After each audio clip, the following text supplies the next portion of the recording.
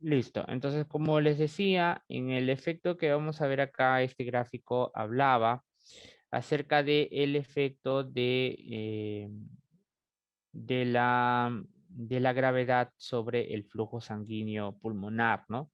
Mediante el cual se establecía que en la base había una mayor cantidad de flujo. Miren, este es acá el flujo sanguíneo, esta es la base y este es el apex, ¿no? Top and bottom.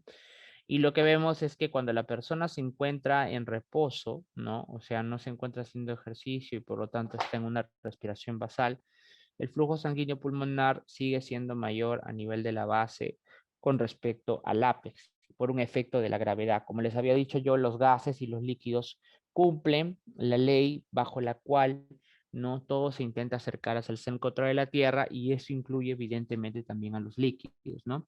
Si bien es cierto, el ejercicio mediante mecanismos antes mencionados aumenta el flujo sanguíneo a nivel de todo el pulmón, de la misma forma igual se mantiene la relación de mayor circulación en la base comparado a la del ápex, ¿no? Bien, entonces, bajo este contexto en el cual la base tiene una mayor circulación o una mayor perfusión comparado a a la del ápex, nació el apartado de las zonas de West, ¿no? Mediante el cual se establecía lo siguiente: si es que nosotros tenemos un pulmón, como ustedes pueden ver acá, donde el ápex aparentemente tiene una menor perfusión, la parte media un promedio y la parte basal es la máxima flujo sanguíneo que nosotros tenemos, eso quiere decir entonces que aparentemente en esta zona donde hay ventilación, pero no hay pobre perfusión, habría una disminución de la misma. ¿Cómo es eso? A ver, cuando ustedes miren, quiero que vean el gráfico que estaba acá, la primera vez que hemos visto la clase.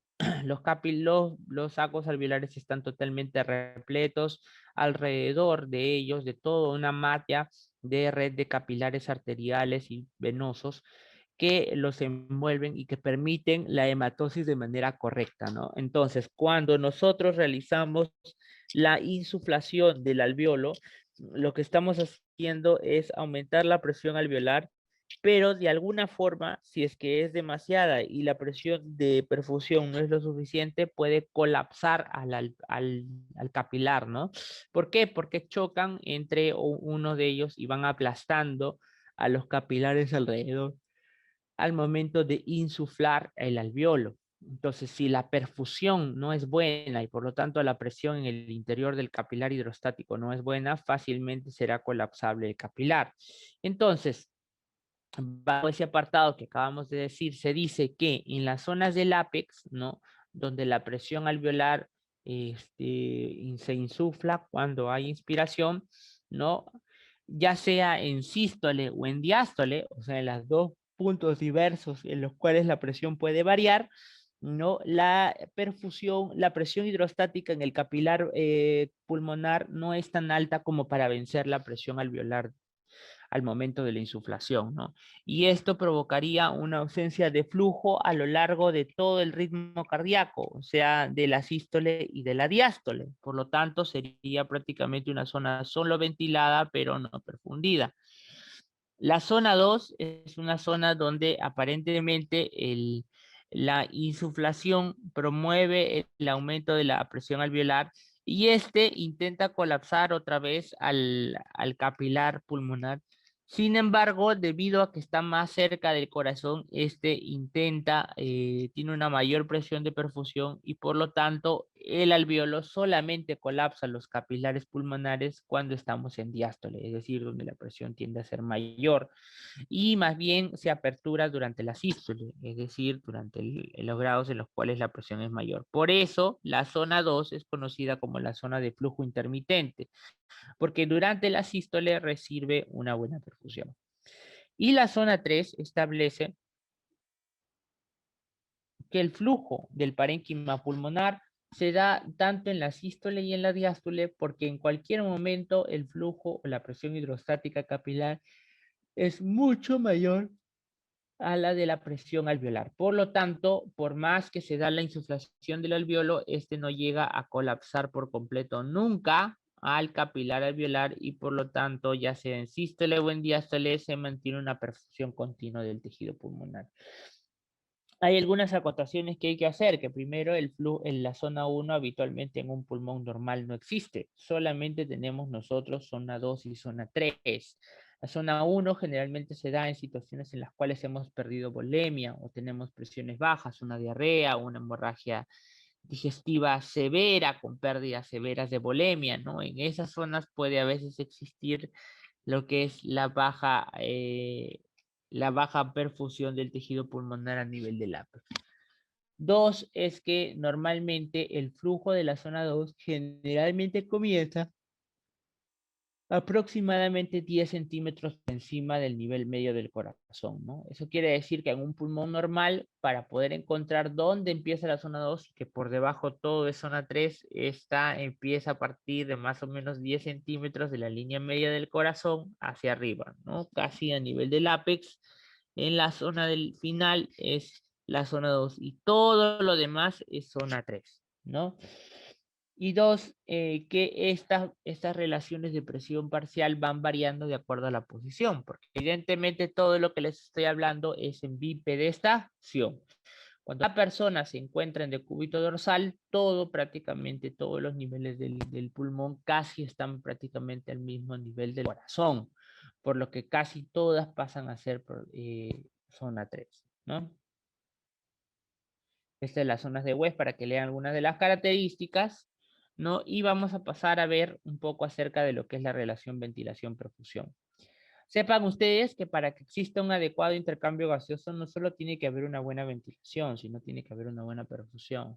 Y esa es la relación BQ, es la relación que mantiene la ventilación con la perfusión. Se puede tomar esta relación se puede tomar ya sea a nivel de parénquima total o a nivel regional. Y hay que establecer que el BQ, o sea, la relación ventilación-perfusión, no es igual en todo el pulmón, sino que más bien va cambiando regionalmente de acuerdo a las necesidades del parénquima pulmonar. Entonces, por lo tanto, si nosotros queremos saber el BQ aparentemente regional, primero hay que entender que se define como la ventilación alveolar total dividida por el gasto cardíaco en los individuos sanos, ¿no? Por lo que si la ventilación pulmonar es un promedio de 4 litros por minuto y la perfusión es más o menos unos 5 litros por minuto, eso quiere decir que el BQ global en una persona normal es aproximadamente 0,8, ¿no? 0,8. De los cuales, cuando el BQ es mayor a 1, hay una mayor ventilación que perfusión. Y cuando el BQ es menor a 1, hay una mayor perfusión con respecto a la ventilación. Sin embargo, como pueden ver ustedes en este gráfico que está acá, el BQ no es igual a lo largo de todo el pulmón. Miren ustedes en este gráfico de aquí, bastante interesante. Ustedes pueden ver, esta es la ventilación, esta es la perfusión y este es el BQ, ¿no? Vean ustedes que aquí la ventilación tiende a ser mucho mayor con respecto a la base que al ápex y la perfusión de la misma forma. Sin embargo, el BQ tiende a ser al revés, es mayor a nivel del ápex y menor a nivel de la base, ¿no? La razón de esto es sencilla, porque si bien es cierto, la ventilación y la perfusión guardan la misma relación, es decir, los dos son mayor en las bases comparadas al ápex.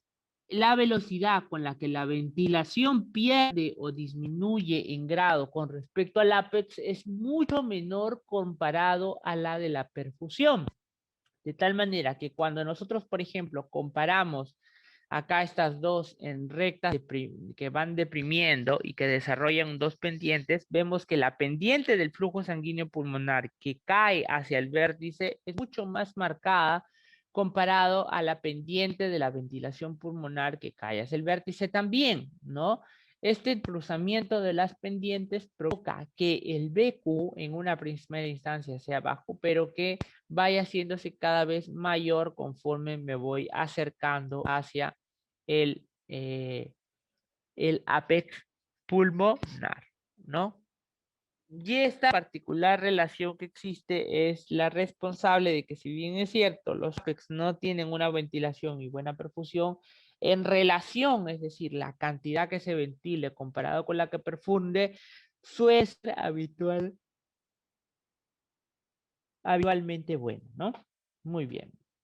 Listo. Y estos son los factores que regulan la vasculatura a nivel pulmonar. Como vean ustedes, son una gran cantidad. Muchos de ellos tienen que ver con el efecto regulador de las resistencias vasculares a nivel del pulmón y por lo tanto son responsables de mantener una buena perfusión.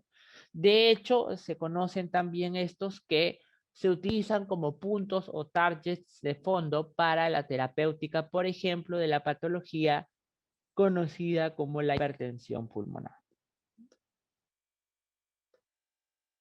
Este gráfico que está por acá es para que ustedes vean la relación que guardan las presiones una con otra, cómo van variando. Miren, en el alveolo entra con PO2 de 100 y una PCO2 en 40, y conforme va pasando al lado venoso, en el lado venoso, al recoger el trayecto, el contenido venoso de los diferentes tejidos, la presión arterial de oxígeno baja hasta 40 y la presión de CO2 aumenta hasta 46 a 45.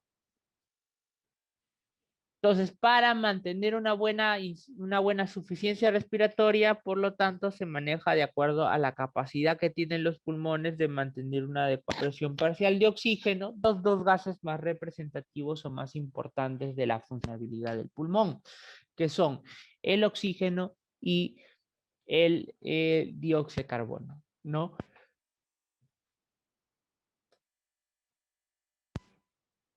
De tal manera, cuando nosotros queremos valorar la suficiencia respiratoria, decimos que todo individuo que tenga una presión parcial arterial de oxígeno mayor a 60 y una presión parcial de CO2 menor a 50, se conocerá como un individuo que es suficiente respiratorio.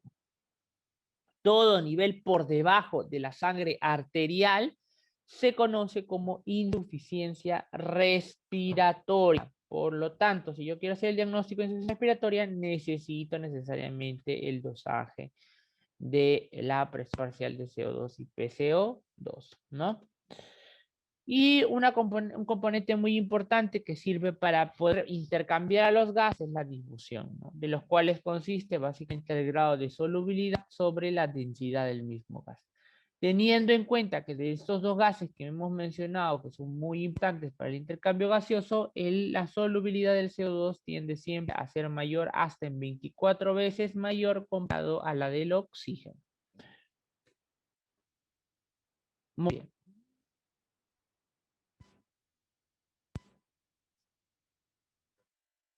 Esto acá es para que vean la relación ventilación-perfusión, cómo va cambiando, miren ustedes, a lo largo del intercambio gaseoso, donde el PO2 es 100 y aquí el PO2 venoso es 40. La gradiente de concentración actúa, simple difusión, y esto hace que finalmente el PO2 igual a nivel pulmonar. Igual forma también el PCO2, que cambia apenas unos milímetros de mercurio.